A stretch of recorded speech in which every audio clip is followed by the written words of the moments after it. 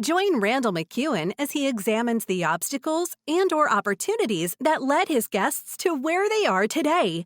Sometimes life gets in the way, and you have to pivot and reinvent yourself. Or someone recognizes the potential and presents you with an opportunity. Welcome to The Rest of Your Story. I want to welcome to the show today Railey Molinario, expert love educator, relationship coach, mastering in relationship intelligence. It wasn't always a bed of roses, and in this episode, together we will explore the obstacles along with the opportunities that led Riley to where she is today. Welcome to the show, Riley. How are you? I'm fantastic. Thank you so much for having me. It's our pleasure to have you on the show today. Now,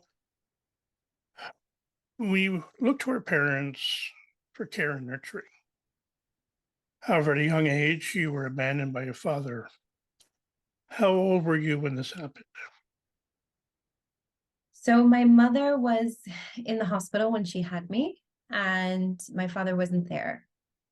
She then went home with me after a few days, and my father told her that she couldn't come inside, although that's where she had been living. And he basically told her that she no longer had a place to live and that we were not welcome.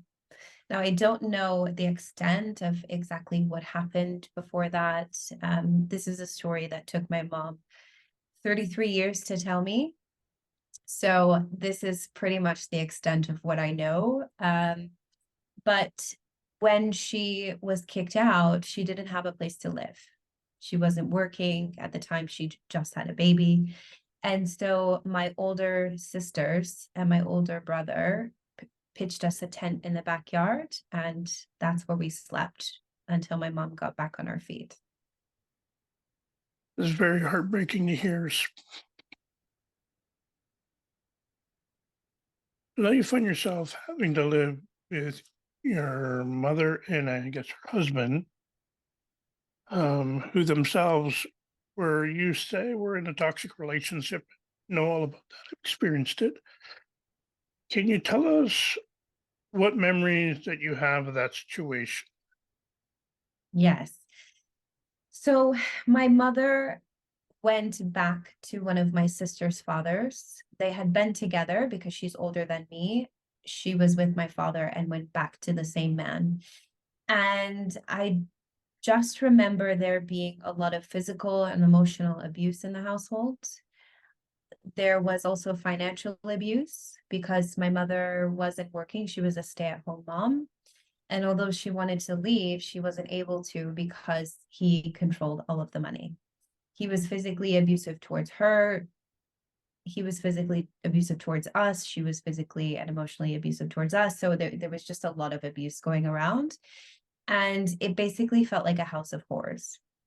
We were always terrified. He made us do really strange things with food. There was just fear in the atmosphere constantly. Again, I'm sorry to hear that. I can just say, coming from a background where my parents shouldn't have married. They were both young. I think my mom was 18 and my dad was 17. And getting married, that was a big responsibility for both of them. But my mom was pregnant at the time with my older brother. Relationship that became very abusive over time. There was cheating on one side. My mother tried her best to look after us. And as I remember in that relationship, my mom tried the best she could. But again, limited resources. As you said, your mom wasn't working. My mom wasn't working. We're looking to, here in our country, in Canada and Ontario, we have services that will help a bit, but it's a struggle.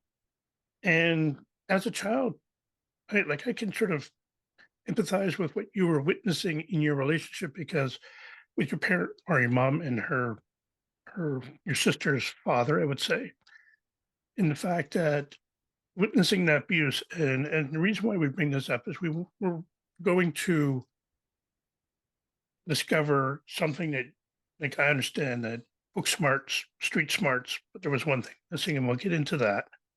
So you move out at age 16 and Did you run away because of the abuse in the relationship, everything that was coming full circle, everybody was involved in? So my mother had the left the home and brought us with her prior to that. So at 16, I wasn't living with my stepfather anymore. Yeah. We left, I think I was about 10 years old when we left. We eventually went to another town to stay with a friend of hers, and we stayed in her basement until she was able to get a job and get on her feet. And at that time, it was just the two of us. I have two older sisters with that I share with my mom, and they had left the house because they grew out of the home. And so it was just me and her. And when I was a child, I was extremely book smart, as you said, and I was a child that really wanted to connect. I always wanted to connect. I wanted mommy to be proud of me. I wanted mommy to be engaged in all the activities that I was doing, the science projects. I wanted her to check my homework and be very proud of me, of the things that I was accomplishing. And I didn't get any of that. She was stuck in her trauma. She had continued to date new partners, and those relationships became toxic, one after the other after the other. And I felt there was this focus on her partners rather than her children. And so I did what any teenager would do. I became extremely rebellious. I started hanging out with the wrong crowd, doing the wrong things. But even around 14, I knew I was going down the wrong path. I was doing it unconsciously, but I knew that this wasn't who I was. And I knew that this is not where I wanted my life to go. So at 16, I decided that I was going to leave. The fights between her and I became too strong. And I knew that there had to be something else out there. When I was in high school, I went with my choir to New York City. So I'm from a very, very small town in the US, and we never really traveled as a family. So I didn't see too much outside of my home. But when I went to New York City, it truly changed my life because I said, wow, there's something else out there. There are different people living their lives. There's so much more, and I want to be a part of that. So when I left, I didn't know what I was leaving to, but I knew that anything was going to be better than the environment that I grew up in. I admire you for being brave and, as you said, looking outside the home for some sort of family. So connecting with the wrong people, but there was a motive there. Motive there was to be felt like you belong to something, or that there was a family there. I think that happens right across. I don't care what country you're in, but if there's not that at home, you're going to look for it on the outside. And sometimes, like you said, it might have been the wrong crowd. It was. You identify with that. You found New York City, which I believe is a beautiful city and is full of possibilities. So kids find themselves leaving from home and end up on the streets. We were just talking about that. You said you're street smart as well. So where did you develop that skill to be street smart? I understand book smart from doing a lot of reading and being engaging in education, but street smart, where did that come from? So I would say that I've always been the sort of black sheep of my family, figuratively and literally, because growing up in my house, my mother is Caucasian, my stepfather is Caucasian, and so are two of my sisters. So I did recognize that I look different than everyone at a very young age, but I also felt different than everyone. I was sort of a fly on the wall looking at this environment around me, and I was thinking, these people are nuts. And I didn't have anything to really compare it to, but something inside me knew that this is not how a life is supposed to be. So I always had this desire inside of me to find out who I am and to find something better. So when I was 12 years old, I started working with my mom in a cafe. And I worked there for a few months, maybe, and then I got caught because child labor laws, and they and so I couldn't work there anymore. And then when I turned 14, I was able to have my own job legally. And so I started saving money very, very early. And I started to do my own research about, because I would say from the time I was about 13, I knew I was getting out of that town, and I knew I was getting out of that house, and I had to prepare myself in some way. And so I started reading books. I started to exercise to get my mind clear. I started to do yoga and just try these different things to figure out, who am I going to be in the outside world? And so when I did leave home at 16, I ended up learning a lot about the way that the world worked outside of this tiny environment that I was in. And I did think that it was going to be an easier experience than it was, because I thought, oh, well, if I just physically leave everything behind, I'm going to be a new person, and I didn't realize the trauma that was inside of my backpack. I didn't have any idea what that was. I don't even think I heard the word trauma, when I was 16 years old. So I had no idea what that was. Um, and yeah, so I just learned how to figure it out along the way. I say to that is we can travel, but we can't leave our baggage behind. Even Mhm. though it's not personally with us, it's behind us or around us. And really, kudos to you for doing that, for making that move, and realizing that there's got to be something better for you. That this is not how life is supposed to be. Our parents are supposed to be there, caring, nurturing us. We're supposed to feel loved and not have to seek out that. What we're looking for is that approval, that love, that gratitude, whatever it is we're pulling at. It makes it so difficult, makes life so hard. And for a young person, this is left in us thinking, is this what life is? Now, from what I read and from what I hear just in your conversation, you learn how to survive. You learn to take whatever steps were necessary to take care of yourself. Now, the tough question is, do you have any type of relationship with your mother or or her husband now, or your father? So as I was saying in the beginning, it took my mom many, many years to give me any type of information. So growing up, my mom just talked about how bad my father was, that he was a deadbeat dad. And I didn't really understand why. And I remember from the age of even 4 or 5, I had this sensation that my dad was out there, but he just couldn't find me. As children, we will make up whatever story sounds good to self-soothe. So I had this idea in my head that no, he loves me. He just can't find me, which was completely untrue. He knew exactly where I was. And so when I left home at 16, I hated my mother and I hated my father. I hated both of them for failing me as parents. I stopped talking to my father completely, and I haven't talked to him since I was about 14 years old. We had one sort of um, moment where we reunited, and I gave him a chance, and that didn't work out. And so I left that where it was. My mother, on the other hand, I did have an estranged relationship with her for a few years. We just didn't talk, and I said I just can't have this person in my life. But then I started to hear stories from my sisters. I started hearing stories from her about exactly what happened to her when she was a child, which was 10 times worse than what I went through when I was a child. And my mother was sexually assaulted by her father for over a decade. And once I learned what happened to her, and sort of when she left her home, she was on that survival train as well. She was just trying to make it. And for me to make it in the time that I did was a miracle. But for her back then, as a woman, it was extremely difficult. She didn't graduate high school. She didn't have, any kind of support. It was so difficult for her. And she led this life of survival, and she never quite made it. And she sort of fell into all of these situations.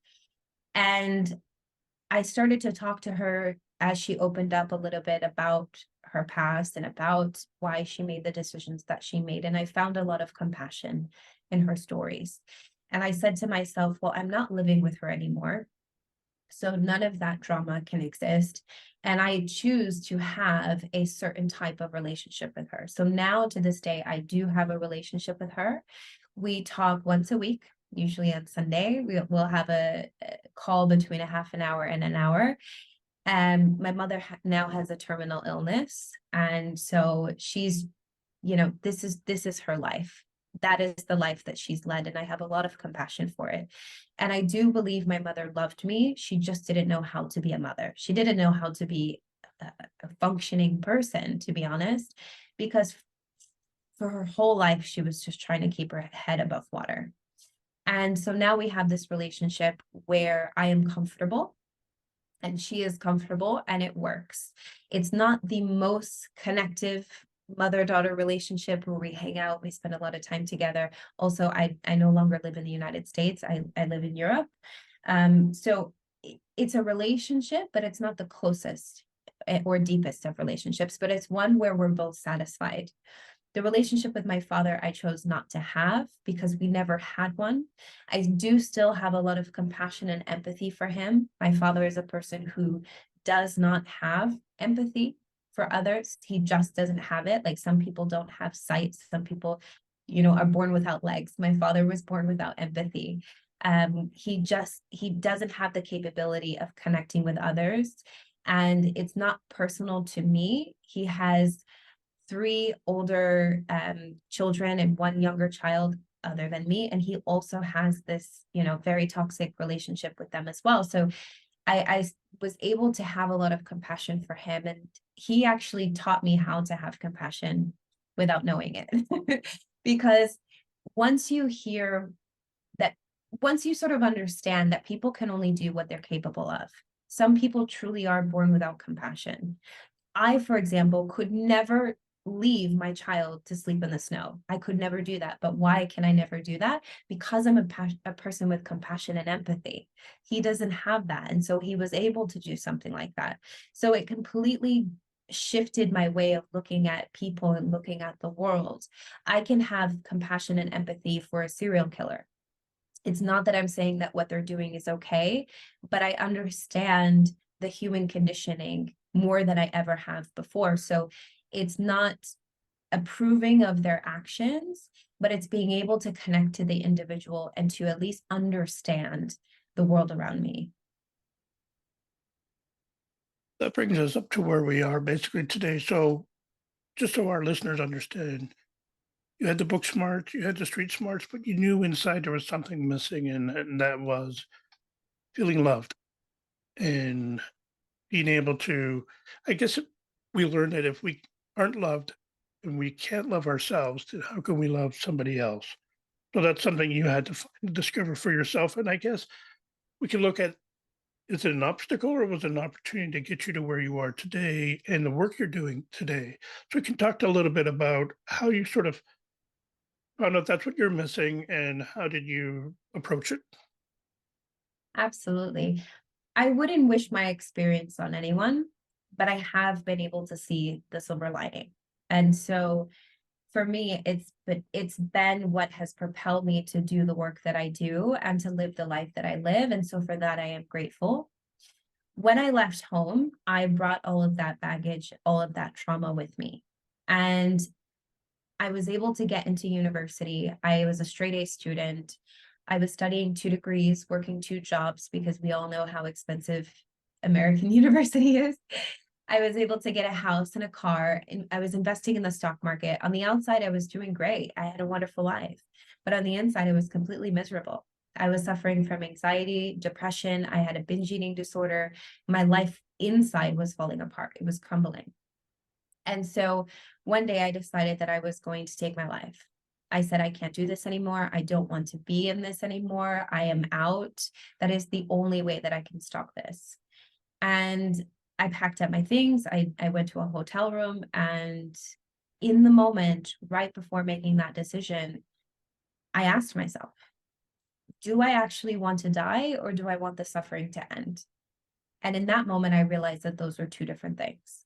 that if I could create a beautiful life for myself, where I felt empowered and connected and was able to live my life in a way that was in alignment with my value system, that's something I wanted to do. So I said, okay, I have the book smarts, I have the street smarts. There's something else more important than those two things combined. And that is what I refer to as relationship intelligence. As you said, it's having a thriving relationship with yourself, loving yourself, and having thriving relationships with those people around you. So when I started on this journey, I had no idea what it was called. I had no idea how to do it. I didn't know what to do next, but I will say the first thing that I did was I learned to rewrite the tape that wasn't going on in my head, because I became this very negative person. Nothing is going to work out because it never has. Nothing is going to get better because it never will. I'm this, I'm never going to be good enough. I'm never going to do this. I'm not, because that is all of those voices that I heard around me when I was in the abuse. So I knew I had to rewrite the tape. So I was able to, back then we didn't have all of the social media that we have now, but we did have YouTube. And so I was watching Tony Robbins and Les Brown on YouTube, and I was listening to their speeches. And when I first was listening, I didn't believe any of it, right? That's never going to happen for me. That's not, my life's never going to look like that. But I kept listening anyway. And I listened so much that I started to implement some of those things, and I saw my life start to change. And once I really started to get the concept around relationship intelligence and creating this thriving relationship first with myself, I started to see the pieces come together. I started to see my life change. Now, 15 years later, I'm in a completely different place. And along my journey, I realized, hey, I'm not the only one. Lots of us are suffering because we don't have successful relationships with ourselves. As a globe, we have terrible relationships with our partners, with our friends, with our family. And how are we supposed to know how to do this if no one is teaching us? We don't learn from our parents. We don't learn in school. We don't learn from society. The music, the movies, the TV, these are just entertainment pieces. They weren't written by doctors or scientists or coaches. So how are we supposed to have such a huge fundamental piece of our life succeed if we don't even know it, if we don't know how to do it, and no one's even talking about it? And it's true, I've come across a lot of people that they have everything except they don't love themselves. They have difficulties in relationships, and there's no educational schooling for that. And the people I talk to, especially that I find in this situation, they have exactly sort of the same sort of background. They didn't find it at home. It wasn't there. There was a family, but there was no love. It was everybody for themselves. Um, and again, along comes somebody like you who recognizes first you got to feel it yourself, learn how to do it, and now you're teaching it. Now, can tell our listeners a little bit about what you're doing now. I know you're living right now, you're in Spain right now, but Mhm. what does Riley do, and how does she help people? I am a love educator and relationship coach. So I work with individuals and couples to teach them exactly how to have thriving relationships.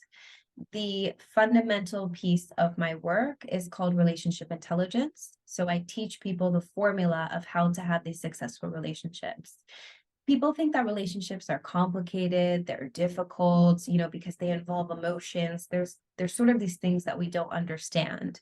But actually, we've been able to research relationships on a scientific level. And the same way we know that 1 + 1 = 2, that red and yellow equal orange, we do understand the formula for having a successful relationship.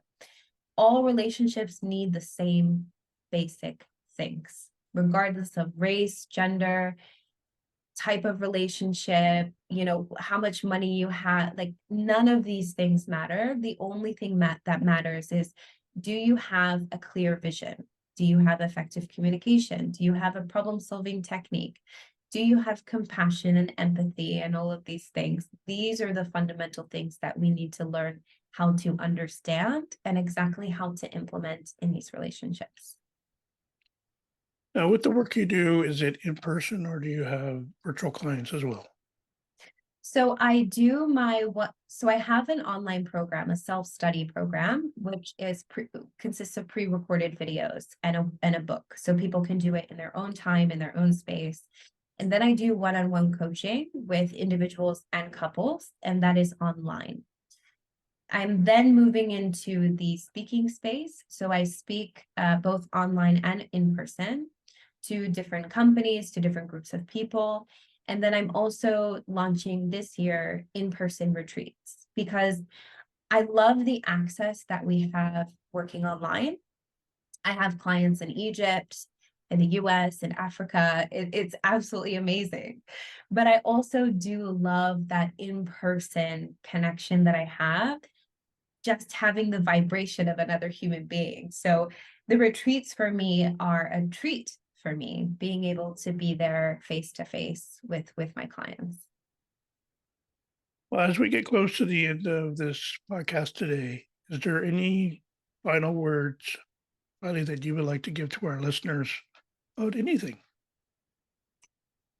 Yes, I would say that if you do not have a thriving relationship with yourself, if you do not have a thriving relationship with your partner, because these are the two closest relationships you'll ever have, it is not your fault. And I know a lot of people are frustrated right now because they're trying. They're really trying, especially in the romantic relationships, in marriages. People are trying and it's just not working. And the truth is that it's not your fault. Society has set you up for failure. We focus everything on money, on career, on making the US and the UK, especially, these money making machines. And you have gotten to this place in your life because you haven't been taught. But regardless of how old you are or where you are in your relationship, it is never too late to turn it around. If you have the right tools and techniques, you will be able to create these thriving relationships. I say, I use this example of if I was to ask you to speak Chinese, you would say, well, I don't know how to speak Chinese. But if I give you a book and a tutor and I send you to China, you will learn to speak Chinese. People in China speak Chinese. So thriving relationships are not impossible. They're not actually even difficult. It's just about learning the exact formula for success and then putting it into practice every single day. And this isn't just about romantic relationships or, living this high life and traveling the world, although those are amazing things. But this is much deeper than that. It's about ending generational trauma, ending generational poverty, and ending generational ignorance, and allowing us as individuals to grow up and say, this is the kind of life that I want to live. I want to live, on a farm, or I want to live on a plane, or, whatever you want to create with your life is completely up to you.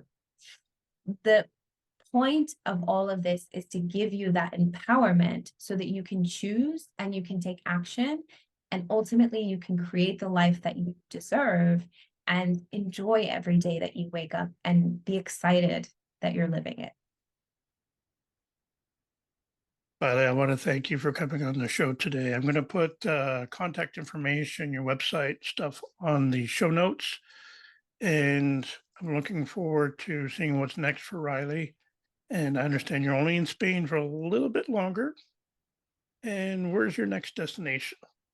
I'm off to Cyprus next Friday, so it will be my first time. I believe Cyprus culturally is half Greek, half Turkish. So I'm super excited to see this new place, and they have amazing beaches. So I just can't wait. Oh, I hope you enjoy your journey. I want to thank you for joining us today. And it's been a pleasure. We've been able to discover your story. So thank you for being here. Thank you so much for having me.